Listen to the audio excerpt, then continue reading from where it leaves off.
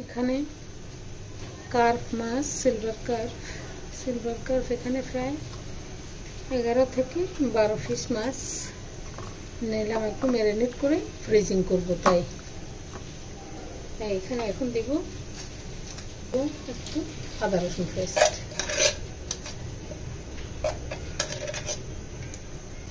এখানে আদা রসুন পেস্ট দিলাম, দিব লবণ পরিমাণ মতো। যেহেতু ম্যারিনেট করে ফ্রিজে রাখবো তাই পরে দেওয়া যাবে দেখে।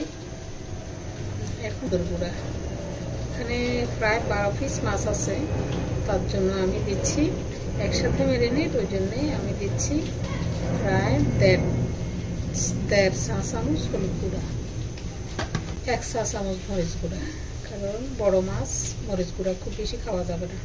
এখন দিব জিরা গুঁড়াও সেই 1 চা চামচ পরিমাণ দিব।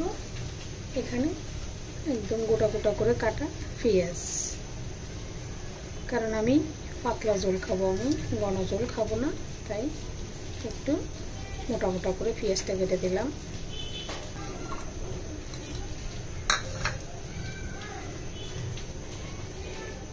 একটু সরষের তেল যা দিব, যা দরকার তাই দিয়ে দিব, তেল পরবর্তীতে আর তেল দিব না।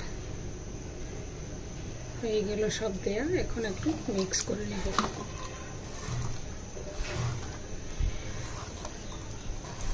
আদা রসুনও দেওয়া হলো, পেঁয়াজও একটু মোটা মোটা বড় বড় করে পেঁয়াজ কেটে দিলাম, হলুদ দিলাম, মরিচ দিলাম, জিরা গুঁড়া দিলাম। এই তো না, মাছটা এমনিতে অনেক স্বাদের মাছ,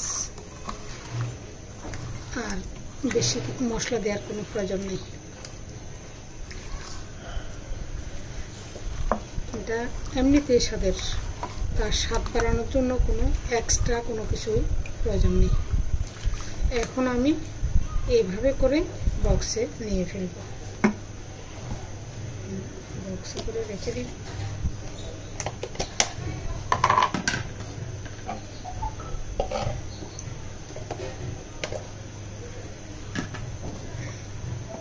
এখানে আমি একটা একটা করে বক্সে রেখে দিব। 1 2 3 4 5 6 টুকরা রাখে দিই। 2 3 এই যে 6 টুকরা।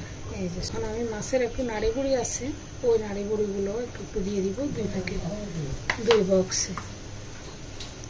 এই যে একটা ব্যাস। এখন দুইটাতে দুইটা দিয়ে দিব। আর মশলাগুলো দিয়ে দিব আমি একদম ভাগ করে, দুটাতে 2 সমানে। এই যে তেল মশলা আমি দুটোতে সম পরিমাণ দিয়ে দিব।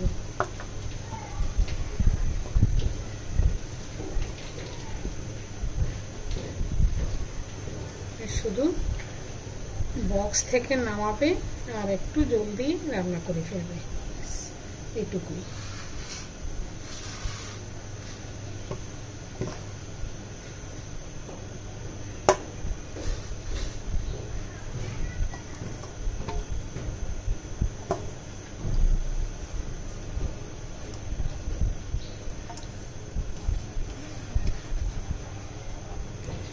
সব কিছু দিয়ে মাছের ভিতরে ম্যারিনেট করে রাখি।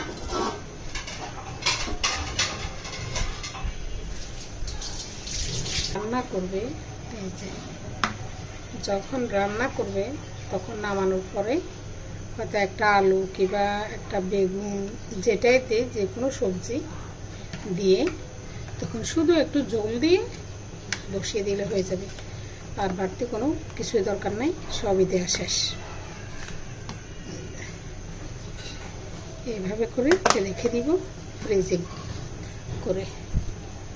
ব্যাস হয়ে গেল আমার মাছ ফ্রিজিং করা। যারা ব্যস্ততার মধ্যে রান্না বাড়া করতে সমস্যা, তাদের জন্য পারফেক্ট একটা আইডিয়া। থ্যাংক ইউ সবাইকে।